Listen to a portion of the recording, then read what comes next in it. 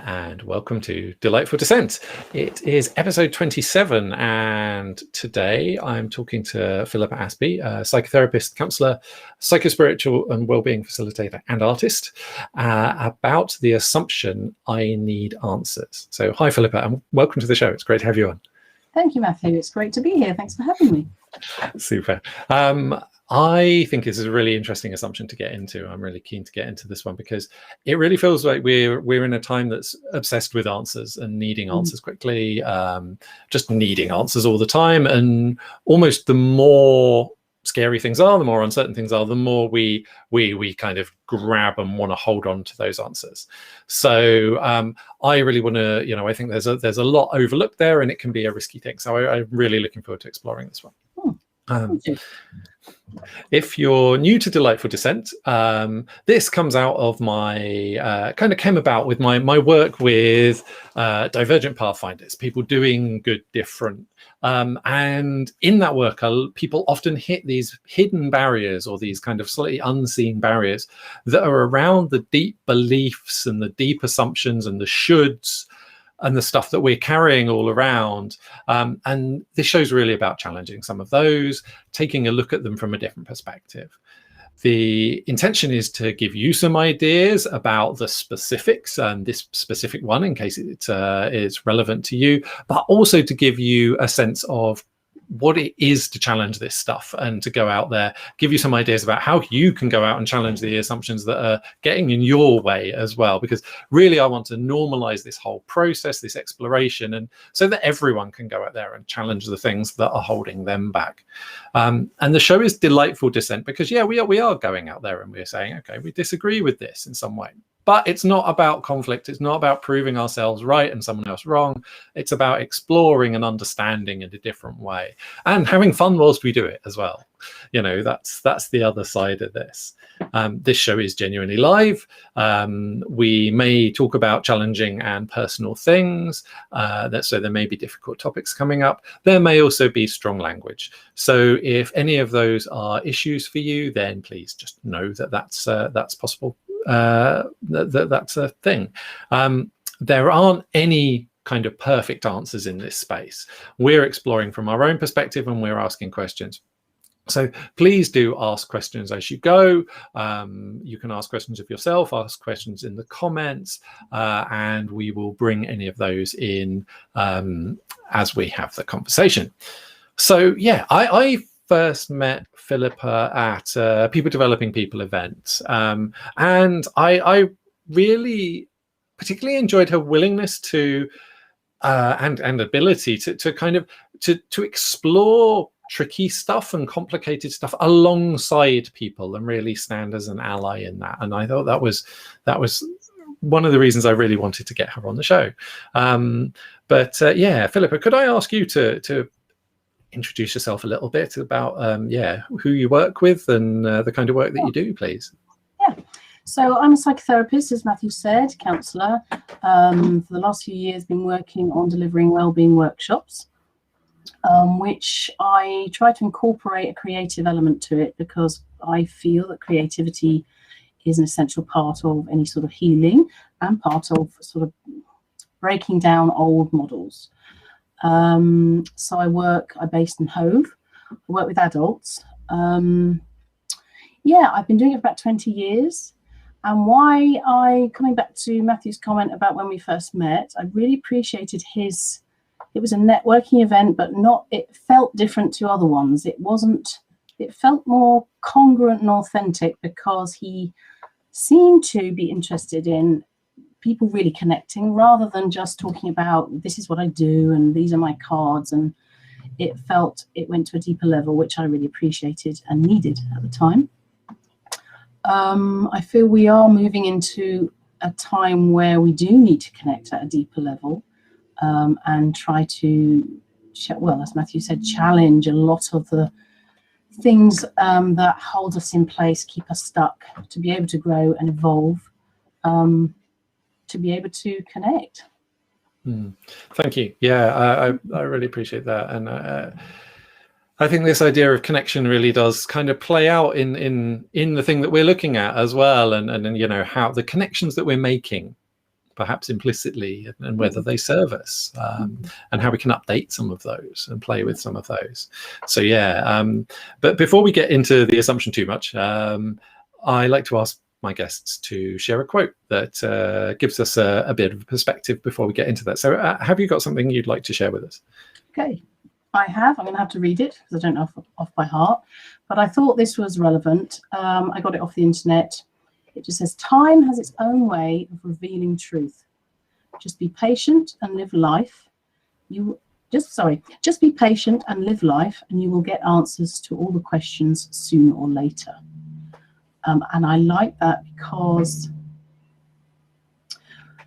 I know being patient is a very difficult thing for a lot of people. It certainly is for me, or has been. I've had to work a lot on impatience, instant gratification, knowing all the answers straight away, because if I didn't, that left me flailing around and feeling anxious, because I bought into this idea that I think in our culture we all do to some degree, that not knowing or not having the answers or not understanding something means we're out of control, that we don't have control over our lives, and that, you know, answers come eventually or at different times, sometimes when you're not actually expecting them, or you've forgotten you've even asked a particular question, if that makes sense.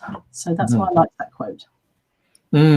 I think it's a really interesting one, and that the pressure to have answers, and my own the way I push myself to, you know, to get answers and to kind of need answers, and also not only that, but what those answers are. I think there's, you know, that's almost it's not just that I need an answer in general at a specific time. It's like I need a specific answer at a specific time, and that can get really. Hear, actually. Is it the answer I want to hear, whether it's right or wrong or true or false or whatever? And and that level of control, and almost trying to control what the answer is, and when it arrives and what it is, feels like a huge thing. So I really like that. So so we're going to be talking about this assumption. I need answers. What does it mean for you personally? What does the assumption and the idea mean, and how does it show up for you? Well, we are conditioned, as we said, to, you know, right back to school. There's the whole conditioning around, we learn this stuff, this is what this is the answer to that, there's a right or wrong answer to this, that, or the other. And so we internalize that, well, you know, I need to know stuff. I've got to get the right answer, and if I get the wrong answer, it means X, Y, Z. For me personally, yes, I don't mind sharing. I was absolutely hopeless at science and maths, so I internalized, if I didn't understand it, or I forgot the answer wrong, or I didn't know the answer, huge anxiety. I also got direct and indirect, you know, sort of comments that I was stupid because I didn't get those areas. So yes, it does. The not knowing, I think, for me, impacted hugely on my self-esteem.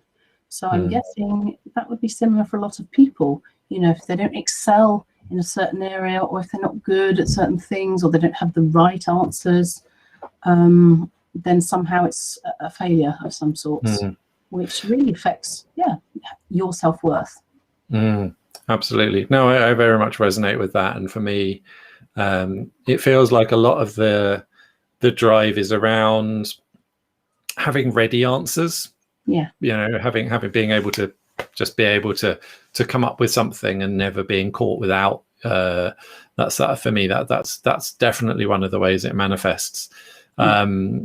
And internally, I think that need to get to certainty, and actually for me, at least as much, is to get to other people's certainty. I don't actually have a big need for that, but I definitely have a fear that if I don't give it for other people, that there's going to be some comeback. That I'm going to get in trouble in some way. Right. Yeah.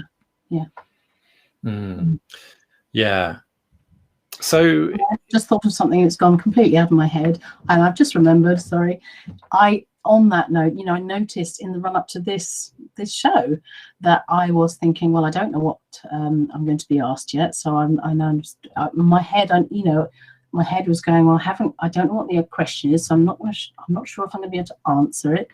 And then, managed to pull myself back and go, well, actually, that's what this is all about. You don't have to have a super polished response or over prepared reaction.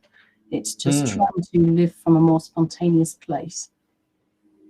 And it becomes very freeing to get comfortable in that space, and this show is part of that work for me, and a whole load of other stuff. And for me, it's actually, I found, because I like exploring uncertainty and I like doing this stuff, actually the need for answers provides this kind of, it's like a barrier to being able to do that, because it's like, well, what are the answers? And I kind of felt that certainly in organizations I've worked with. I often work with new stuff, and the whole planning process is related to this, and the need to have a plan and specific stuff. And it's like, actually, well, we're assuming we know a load of stuff that we don't even know yet. We don't know what the questions are going to be, so we're kind of setting up a whole load of pretend questions.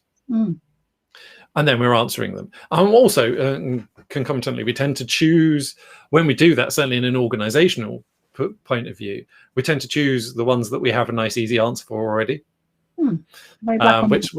So we tend to play it safe in that way. So it can definitely be a really tricky thing, I think. It's most definitely a block. I think that was the word you used, wasn't it? A block to exploration. Because if you thought, right, well, we need to know how to get from A to B, or there's a goal on an agenda and this has to happen. And of course, in some areas, you need that approach. I'm not saying dispense with it, but that sort of, it's very restricting. And it doesn't allow for sort of going out sideways or finding other, you may find and explore whole other areas if you are just open to the fact that, well, perhaps we don't know how to do this yet, and that's all right.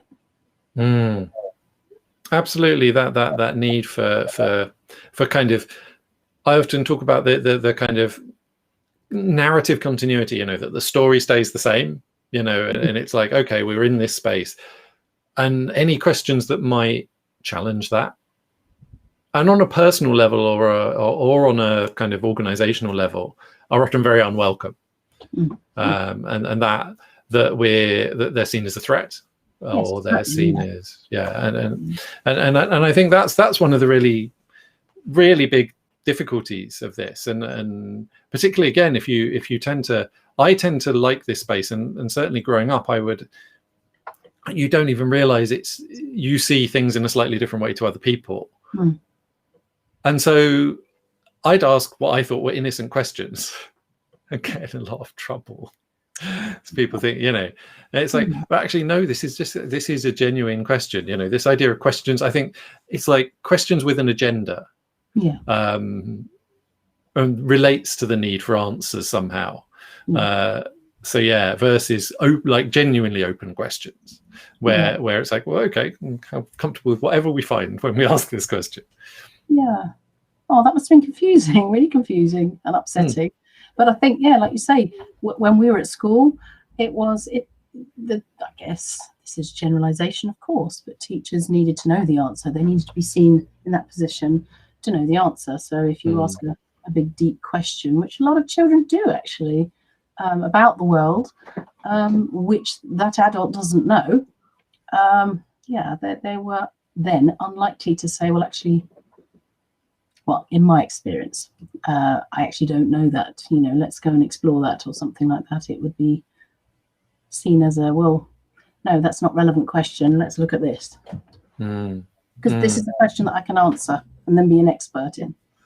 And I think we kind of pick that up as a strategy, don't we, as well, as adults? We that's what's been modeled for us, so that's what that's certainly what I've internalized to a large degree, and going outside, stepping outside of that can feel quite scary. Absolutely. To be vulnerable, to say, actually, I don't know, or just to be vulnerable in lots of different ways. We have to, that's part of the assumptions we're trying to dismantle, their defenses, partly, and to dismantle them feels incredibly threatening. Knowing and understanding, knowing the answers and understanding things equals security, which equals therefore I'm in control, or that's the belief.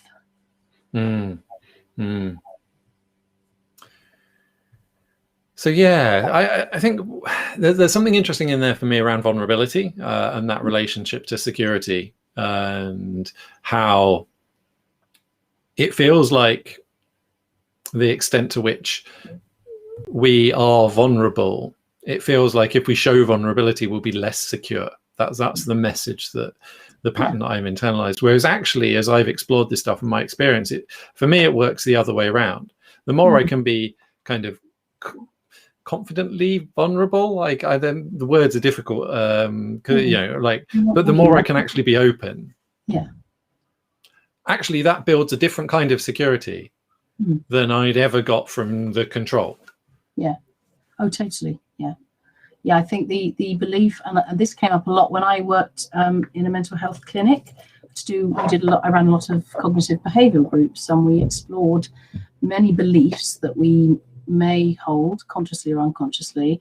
And a big one was, I must be strong at all times. I must be able to cope with everything at all times by myself. That makes me a strong person, which of course is not true at all. That will make you be very capable or reliable, or there are advantages to that to a degree, but you'll get to a point where you break, because that's not sustainable.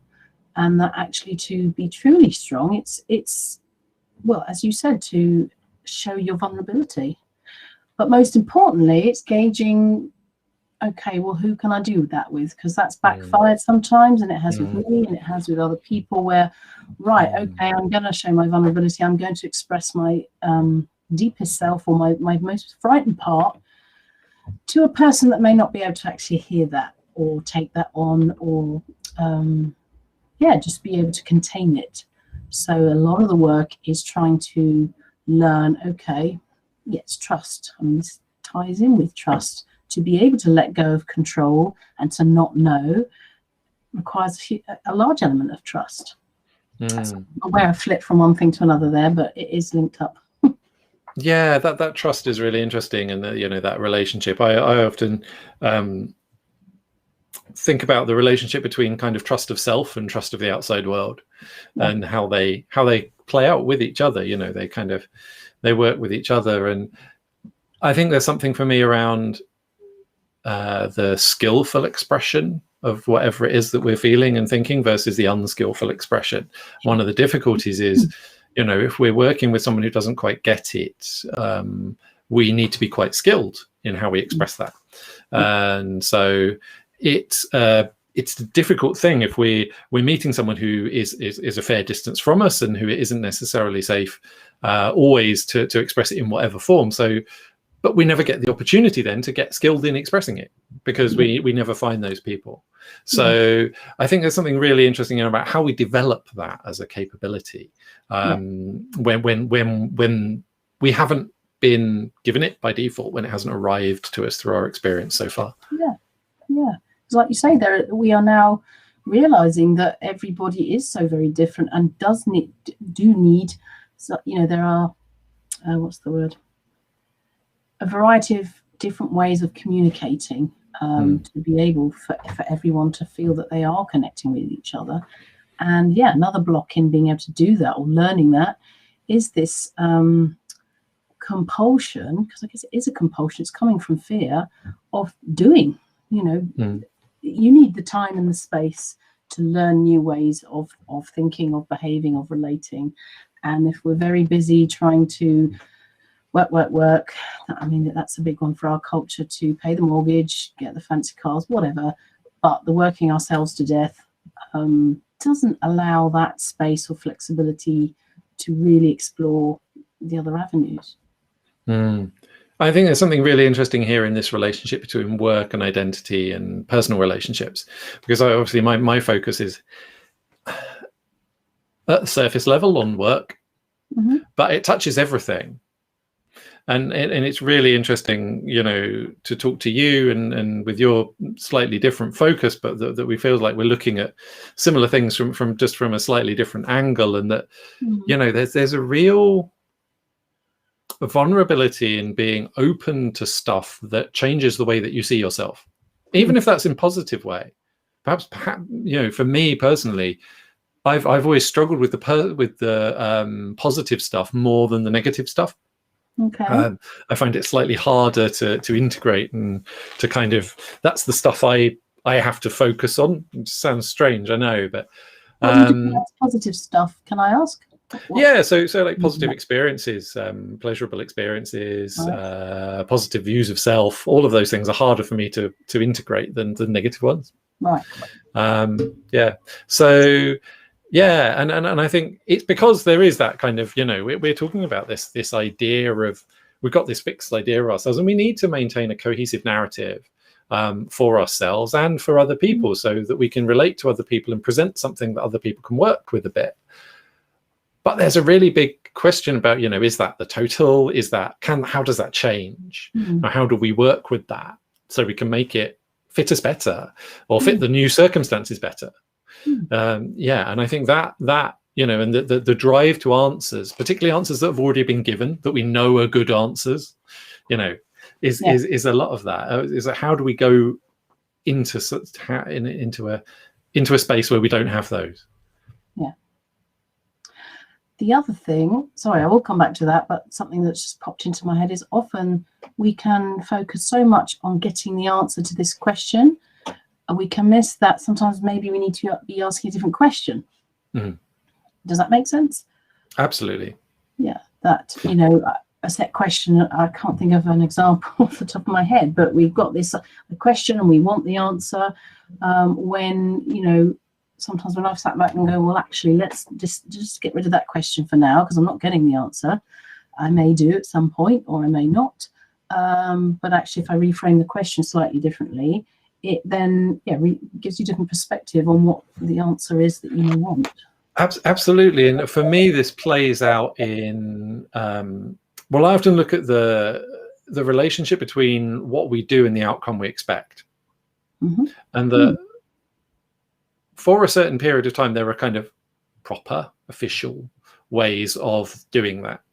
And it's very easy to just see that as the only way to reach that outcome.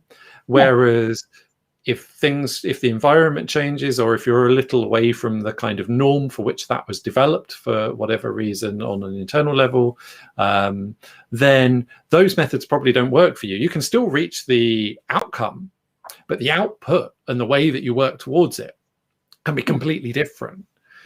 But that's a really, really difficult thing to do, particularly when there isn't a like good one. It isn't the proper one. I think that relates to some of this. It's a hard thing a tough thing to deal with. So I think there's definitely something there around that, and it's like, well, this is the proper way to answer this question, in the sense of, you know, every problem that we work on is a question on some level, is how do I solve this, and then working to solve it. So so it feels like there's definitely something there related to that as well. It's not, it's I need to answer this in a specific way, even if I can get to the right answer. There's only one answer or one solution, when actually there may be many. Oh, many paths to the same answer. You know, I think that's you can. It's like, it's the showing you're working thing. You know, and they're like, it's not only are you judged on whether you got to the right answer, you're judged on how you got there. Exactly. Yeah, I really feel sorry for children these days in school. When I look at what my children bring back, I'm like, wow, it's mind-bogglingly difficult. Absolutely. That'll take me off on another tangent, so I'll refocus. But and wasn't it? I don't know if this is correct. I think it was Einstein who said, you know, if you keep doing things, was it the definition of insanity was doing the same thing over and over again and getting the same results, the different results. It's one of those quotes that's often attributed to Einstein. I think, that's I feel safest saying that without looking it up, because I know lots of them are like but he definitely, I think that the intention, yeah, definitely that we would be. And I think this relates to one of the really big challenges of this, and perhaps this relates to school and relates to certainly, the space I work in this kind of more innovative, cutting edge, like leading edge of change and stuff, is that it's actually very difficult to step away from what did work. It's like, if it doesn't work, it's like, okay, it didn't work. If it did work and it stops working, that's really hard. Yeah, right. So, that would be harder than the previous. And I think that's the difficulty. And on a personal level, that's perhaps related to the stuff that did work for us. We needed to be this way in school. That's how we kept ourselves safe. That's how we played the game. And we need to relate in this way interpersonally sometimes. And and that was necessary. Yeah. And I think it's actually a really, for me, quite a tricky thing to accept and to work with, that like, okay, it was right then and it is no longer right now. Yeah, it's different. What we need is different to fit the time, to fit our own needs, our own changing needs, and the changing needs of the world around us. Yeah. And I think that aren't, getting to a certain answer, and that relates to the thing you were talking about with questions, actually. I think, it's like that changes the questions we're asking. Yeah. And also, again, I don't know the stats. I don't know exactly how long it's been going on, but for the last over 100 years or more, the focus has been on, or the value has been placed on the left brain. Probably repeating myself now, but like we said, the problem solving, the goal orientated, the achievement drive, the perfectionist, and getting it right, knowing it all. When actually that is, as we've experiencing, it's got us to a point of chaos. Actually, that need to control with logic and reason has got us to a point of breakdown. And the need for coming back to space and looking at more right brain ways of working. And what I mean by that is the right brain is the intuitive, the empathic, the creative, the spontaneous, the playful. And that's a very nutshell version. I'm not a neuroscientist. It's just, the need to bridge the two, or to access and allow ourselves, give ourselves permission to explore that side is, I feel, very necessary. Absolutely. Right now. I think so. And one of the, I always caveat this stuff, because any of the models around neuroscience are slightly difficult, because there is nothing we do entirely in our left brain and entirely in our right brain. We don't work like that, and we're embodied and all of that stuff. But there are some processes that are left brain dominant, and are some processes that are right brain dominant. So, just as a way of putting it, thank you. because otherwise, it's important to make these things kind of accessible and explain them, but it's also important to, for me, very important to say this isn't the whole answer. This is a perspective, and we can look at behavior through this, as a helpful way of understanding certain things. That said, the left brain dominant processes are really good at exploiting what's in front of them, at getting to a goal, at directing action and holding a space. But on their own, they lead to diminishing returns.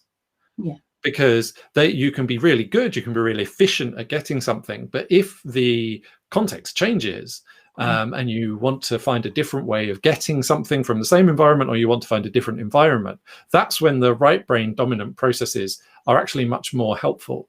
But if we get stuck in an anxiety loop where we need a certain outcome, that pushes us back into the left brain dominant processes. So we can end up in this really difficult feedback loop where we need to step away, yet the push is to make for more certainty.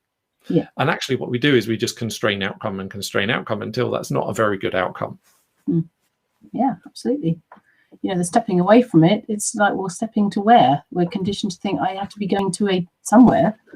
And if it's just, come back to space, or a lot of people, or in the therapeutic process, it's often called a void or the abyss. That's a bit of a different but linked experience, but it's perceived as very frightening.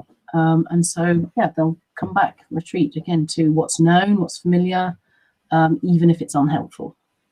I think that's really interesting that, you know, that idea, yeah, the abyss, and you know, like I think of Nietzsche when you say, just straight away, because of you know, and how that's a scary thing, and a scare, you know, we're collectively quite afraid of that.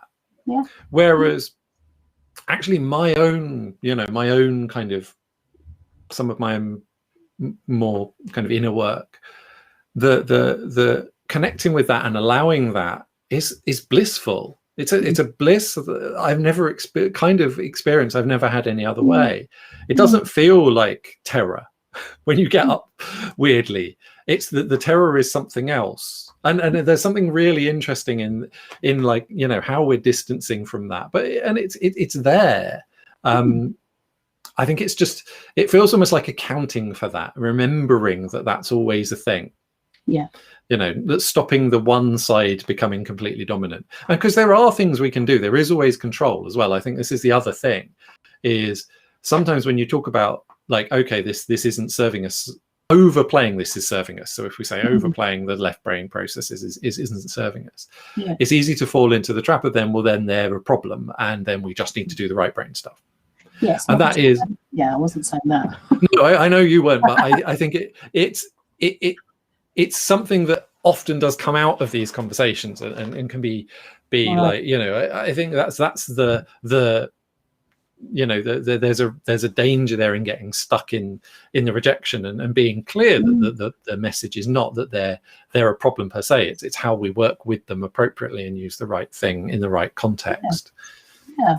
It reminds me of the sort of, you know, the parallel, or in times past, it was often seen as science over here and spirituality or religion over there. That's another whole conversation. But actually, they're not separate. You know, it's just the language that we use, the energy, and they're interlinked. You know, that it's about bringing the two to work together, which I guess is like the left and right brain. It's not seeing that the left is a problem. It's the inability to be more flexible and move from one to the other, to utilize both, because the right brain stuff has been so undervalued, and so minimized, and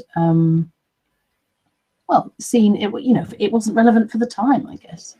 Say that things are for a particular time, and then they need to move and they need to change. Absolutely. I think one of the big things including us with all that. I think that's a really important point, and that this isn't work we just do on others. We're doing it in ourselves and for ourselves, and it kind of plays out across all of the domains when we do the stuff. And for me, this is quite a lot of the kind of the stuff that's around integration, really. I think it's like, you know, connecting with uncertainty is like, well, I'm kind of afraid of what I'm going to see. And it's more like I'm not so much afraid, but it's almost like I'm afraid that I won't be able to cope with it. I won't be able to integrate it. It won't fit. It won't fit with my story of self, to the point at which I don't know. I won't be. You know. It's almost like that existential fear of like a kind of that I won't be a viable person anymore. Or something. Be worthy. Or even able to meet my needs coherently. You know, it's that need for coherence. You know, but that playing with a bit of the incoherence at the edge is actually a really important way of improving that. And it's like, but that requires us to engage with something that there is nothing solid to prevent it from being that all-encompassing thing. Yeah. From completely, you know, you can't engage with this stuff in an entirely safe way. It involves risks, as everything does. I think we become very risk averse, again, culturally. A lot of us more so than others. You froze for a minute there, but I think you're back. And it's about taking appropriate risks. Appropriate being an odd word for it, but obviously not, you know, out there putting yourself in danger, but like putting yourself out of your comfort zone so that you do expand and grow and evolve. For me, I think I like to pick apart uncertainty and risk, because I feel like they're two ideas that actually mean something subtly different that are often used the same. So for me, when I say risk, I mean something quantifiable in terms of outcome and in terms of input. So it's so a risk you can reduce to odds. Right. Yeah. So it's like anything like that. So we can know, and we're like, okay, there's a 30% chance that this will happen and a 60% chance, you know, and then so we can break it down. Mm. With uncertainty, I think what makes it actually much scarier is it isn't risk, because it's almost like a risk of risks. It's I believe it's a risk, though, I think. Maybe. Sorry? We believe it's a risk, but We believe there are risks there, yeah. but that we don't know yet. So we can't make a kind of deal with it. We can't make it that informed decision, you know, and we can't know ahead of time, which is absolutely what we're talking about with the answers thing. And I think that is actually the scarier thing for many people. But one of the things I really wanted to talk to you about, and we've mentioned before, is this idea of spaces to explore it, and the ability to create this for yourself and for other people. Because spaces is one of those words many of us who do this work talk about. And it's a metaphor, and it means something in our heads. But actually, like what it is, what a space to do this stuff is for me, a really fascinating question that doesn't get talked about enough. So I'd really like to explore with you a little bit about, how you can create space or spaces for yourself to do this, and potentially for other people as well. Yeah. No, it's a good point. I think, as you said, the word space has many meanings. You know, there's the literal space, because we do live, again, very, if you go somewhere like New Zealand or South Africa, there is literally so much more space, or Australia, whereas here we're all sort of mostly squashed up. So it can feel very restricting, but also the space between people. What I mean by that is, you know, you can be in friendships or relationships or groups where one person will be, I'm going to say, in need, because I really don't like the word needy, but needing more attention or needing more of your time or something, which of course can be problematic. Then there's space between, tasks. I mean, we spend a lot of our lives running around, or have done. I think lockdown has, for a lot of people, caused, you know, a period of reflection to reassess, actually, do I want to live this way, where there's literally no space in between each job or task. You know, it's get up, do this, do that, and the space for processing. And what I mean by that is the releasing of emotion as well, that is so necessary for our health and well-being. Doesn't happen because we're just too busy doing. And then the space, again, another depth or level of space, is within us, and whether you visualize that in your head or in your whole being, or, you know, that's another whole area to explore, of actually, when I stop, if I learn to stop, where do I experience the space, and how does it feel, and what can it give me? Yes, and another one in the therapeutic process, often, you know, when I've worked with clients who, you know, they talk and offload and we reframe, but when there's a pause, or when there's just no talking, often that can be so uncomfortable for people. You know, it's like, well, it's so uncomfortable. I have so many clients that just fill it up, you know, with whatever, because feeling that is just intolerable.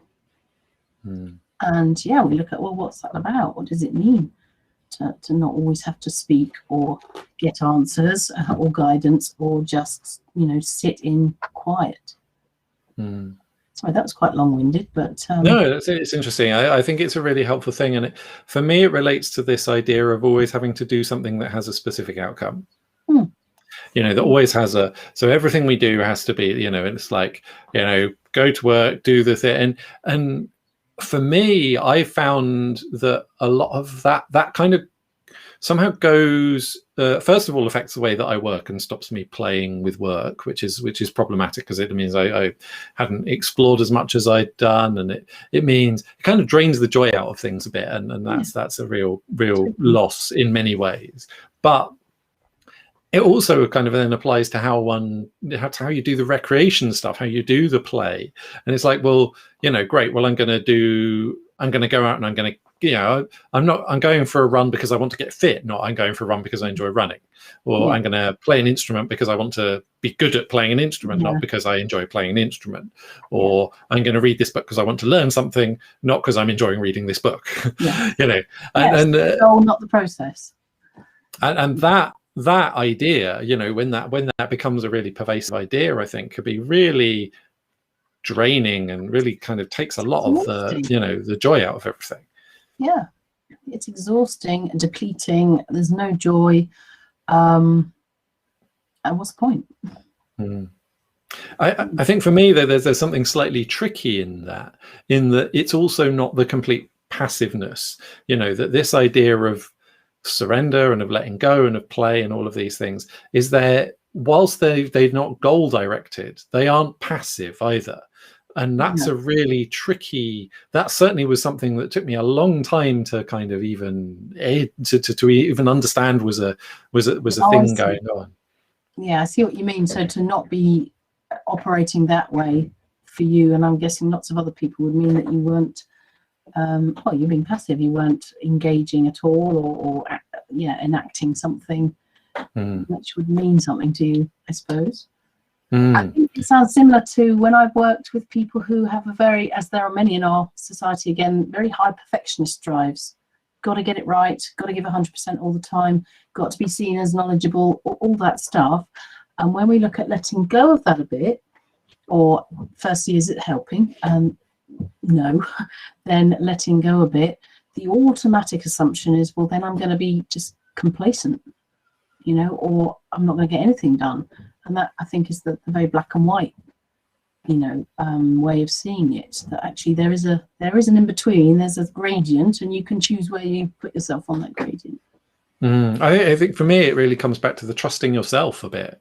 It's like trusting if I let go of the reins a little bit, that something good that I'll do something good whilst I'm not, whilst that kind of experiencing self, left brain dominant kind of egoic self, whatever metaphor you use for it, is in control and is controlling things. As if you let go of that a bit, well, what happens? Do I sit there and do nothing? And I think the difficulty for me is that actually, because I pushed so hard in the past, my experiences of that letting go are that that's all that's available is just the kind of staring out the window because everything else has been so kind of depleted. And actually, like, what do we do when we give ourselves a bit of energy in the play? When it's not like the last thing we do, the lowest priority. How do we? I think that's a different thing. And actually, for me, that's a really it's an act of creating space. I think that is the work. Is like a removal of when I say space. For me, I think about what are the barriers? What's getting in the way of this being easy and fun and playful, and allowing myself to spend some energy on just removing those, so I can then enjoy it, rather than it being like rather than it being a complete letting go. So it's it might. You ask something. I'm lost in the question. Asking me how to, I guess, create a space that doesn't feel too threatening, where you are just, like you say, staring out the window, but also not in the hamster wheel of doing that you're depleting yourself. Yeah. Well, what approaches do you like for this? Yeah. What would you? Yeah, because I guess I have, some depending on the person, some people are able to sit with feelings more than others, and of course that's expected because everyone's had different traumas, different experiences in their life, and to go from taking the busyness away to facing a certain trauma would actually be detrimental anyway. That would not be a good thing to do. So it's the way in is trying to take the task away and look at what you can be engaging in that isn't necessarily doesn't have an outcome or a goal, which for some people is completely, they can't comprehend it. We're so stuck in this idea that we have to get from here to there, and that's the objective. So it takes a while, but for me, definitely getting into nature is well, that's becoming more recognised now, definitely as so essential for mental health. But walking, moving in nature, whether that's walking, running to feel good, like you say, not to have a fit, not that there's anything wrong with Fitbits, but not to be obsessed on the outcome, but just the being in the nature, the moving. I know people that dance in meadows. That sounds very out there and hippie, but it's that getting away from the doing of the task, being with yourself in a different space in your mind, and literally in a different space out here. So nature, I feel, is a very powerful one. And then, of course, being an artist, I love creating, and that can be, again, people are very stuck often, most people, in this idea that, okay, well, I'm not artistic, I'm no good at that, I wasn't good at that at school, no, I can't do that. Straight away you can hear the clanging of the prison doors coming down, and it's like, well, actually, this isn't about being good, it's not about being artistic, it's not about drawing the most perfect cheese plant, it's about playing with a material that you're drawn to, whether that's clay, crayons, colouring. It's just, again, something to get you into a different mode, into a different zone, and it can take some time. Or writing, music's hugely transportive.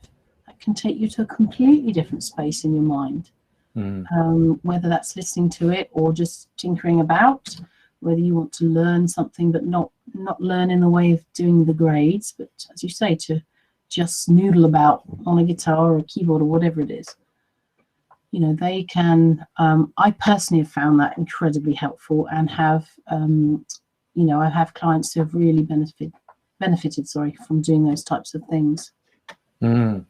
I think it's really interesting, that touches on all sorts of really interesting ideas for me, and themes that we've discussed on the show in various ways, and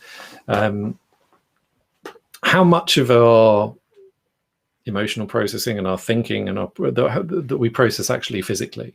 For me, it's very high, probably higher than most people, and if I try and suppress the movement, I actually can't think very clearly. So which is why I wave my arms about and things, and that's actually part of the thinking process for me. But allowing ourselves that kind of physical element to play, I think, is a really, really important one. It's like it's about finding something you enjoy, first of all, first of all, also giving yourself a bit of time to learn to enjoy it, and for the enjoyment to arise. I think that's expect it straight away. Sorry. And for me, again, this is more about like sitting with the whole experience and being, okay, what do I enjoy in this experience, rather than being like, because for me, one of the other difficulties is that there are specific ways to enjoy things, and that my way of enjoying things, the process, may not line up with other people's. So it's like, well, what is it that I'm getting rewarding in this, so I can focus on that. And for me, actually, this plays out both in a workplace thing and in a hobbies thing, and a pastimes thing. Is I really like the beginnings of things. I like that first bit. I like the exploration. I like the initial learning and the possibility. And once I get to a certain point in anything, it hits diminishing returns for me, and I'm like, okay. And I used to really be hard on myself. Well, why haven't you not made yourself a success about this? You've done this, you've done that. Why didn't you not stick with any of these? And for me, actually, it's like my hobby is almost trying new things. Yeah, just trying them and not getting to the end. it almost doesn't matter what they are, and it's the joy of the new thing, and that's actually the play for me.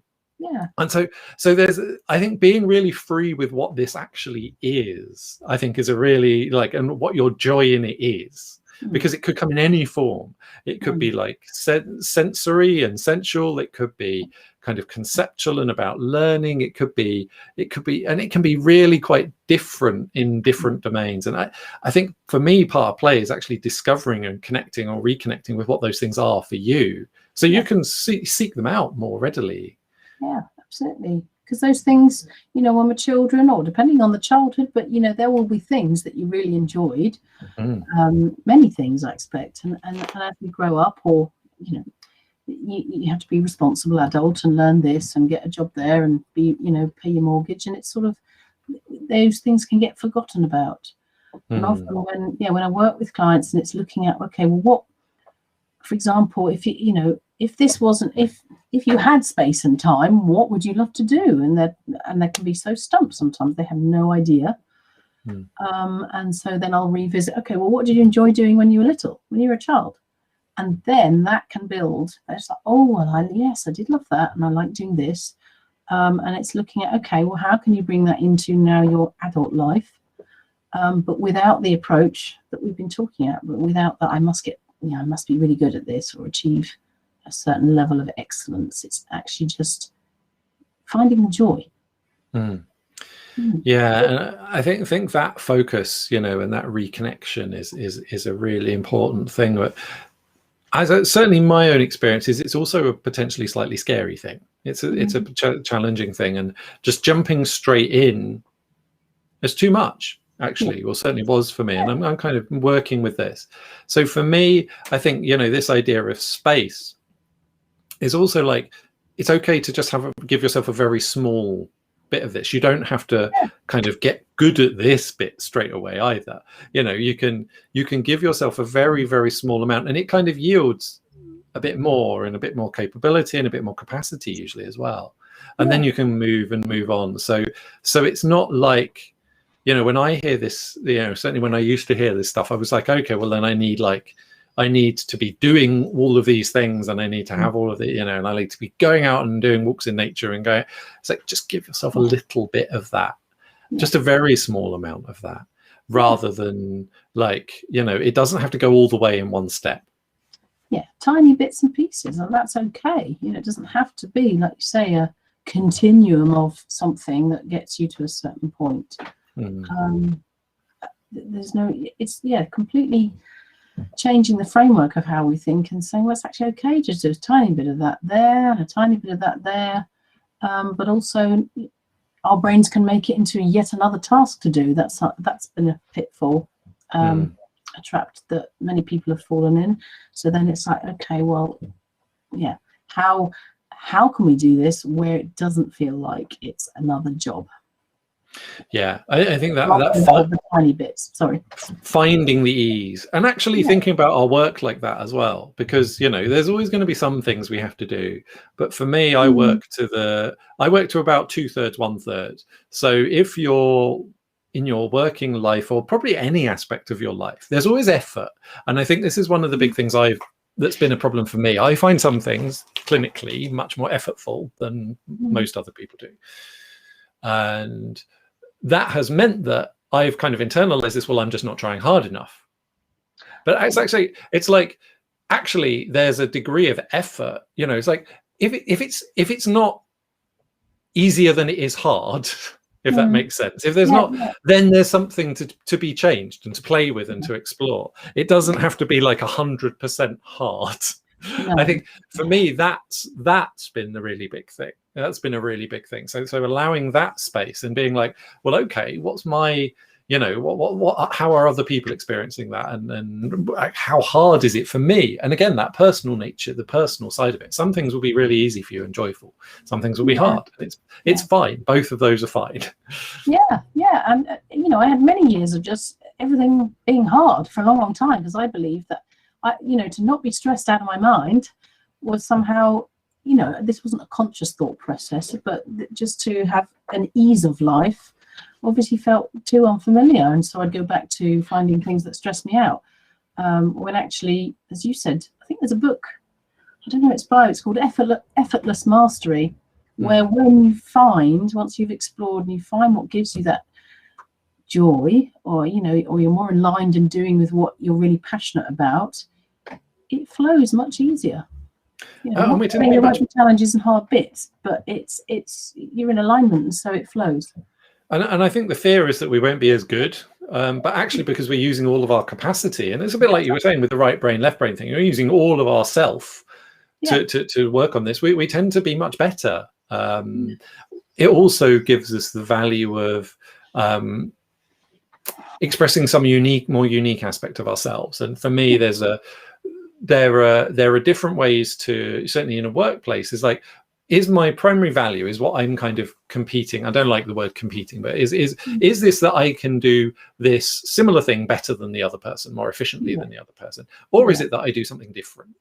And the different stuff, the stuff that arises from our intrinsic nature, can't really be competed with, because it's just us, and we will always do that more easily and more efficiently than anyone else, because it's just us. So finding that, playing with that, and creating that over time, I think is a really interesting thing to explore, and valuable thing to explore, definitely.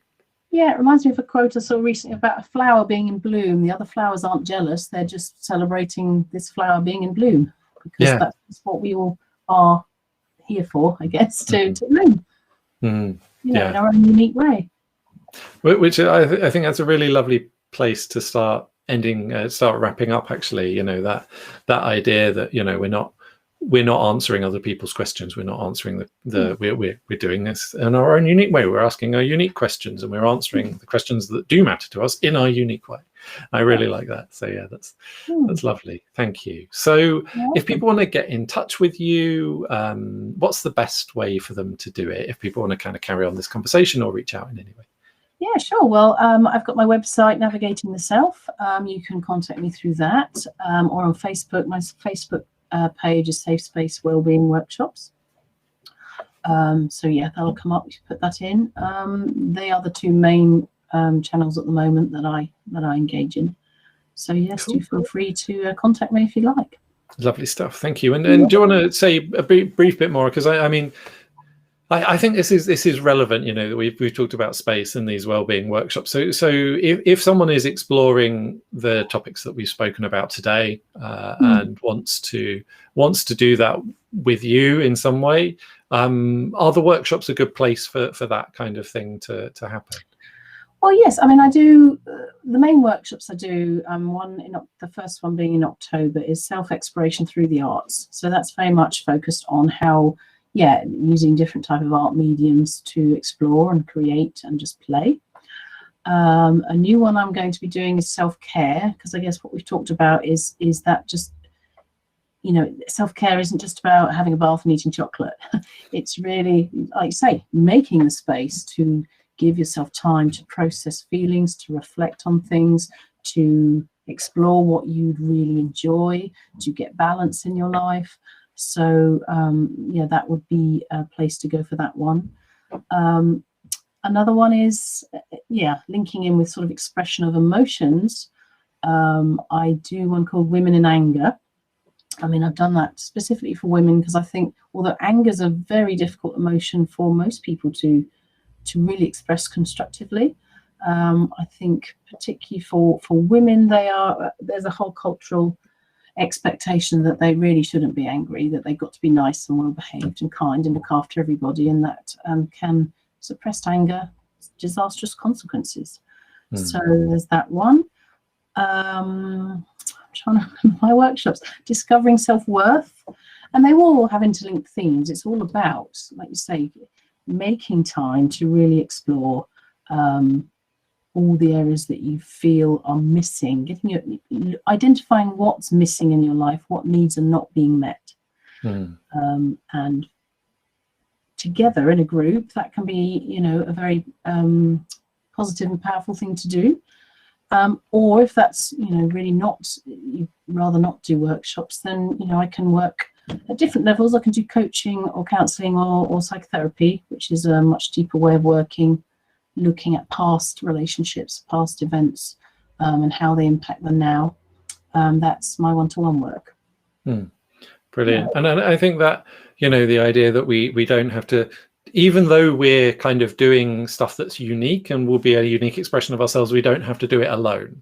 I think that's definitely a thing for me. And I had assumed basically that the stuff I felt was odd, was different, was stuff I had to deal with personally and figure out entirely for myself, rather than, and actually the experience of being in community and connecting with people, partly through this show, amongst other things, is actually, has been a huge moved forward with much greater ease and much more fun. I really enjoy it. So that sounds brilliant. Thank you.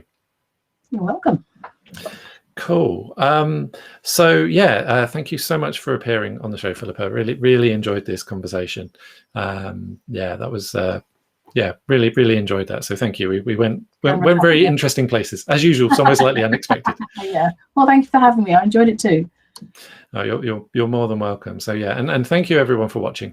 Really appreciate it, and you know, it's the viewership and the support that makes it possible. So do get in touch with Philippa or with me, and share this with anyone you think would benefit. Past recordings of the shows are available on my YouTube channel, and you can also find the audio version of this this is a podcast on whatever your favorite podcast platform is. Just search for Delightful Dissent. I really hope this got you kind of thinking and thinking about, challenging your own assumptions and getting out there. Next week, the next episode, we're going to be talking to Michelle Roberton, who's a sexual trauma and intimacy therapist and alchemist. And the idea we're going to be getting into is hide the messy stuff. I think that plays out really interestingly. I love the way that these kind of weave together, and without conscious intention, anyway. And that there's this kind of feels like there's a real overlap. So that's going to be at 1 p.m. UK time on Tuesday, the 15th of June. So I'd love to see you there live. I think it's a really important topic for me because there is this real pressure, particularly online, to be kind of shiny and perfect and this edited version of the self. And actually, it's often counterproductive. It's harmful, and it can prevent us from really connecting with people and really engaging with people. And that's both on a personal and professional level. So it's not, I think that's a really important point, and that those two things are much closer than we ever give credit for. So I think I'm really looking forward to that one. But yeah, in the meantime, thank you very much for joining us, and go out there and make some delightful dissent for yourself. Goodbye. Yeah, bye.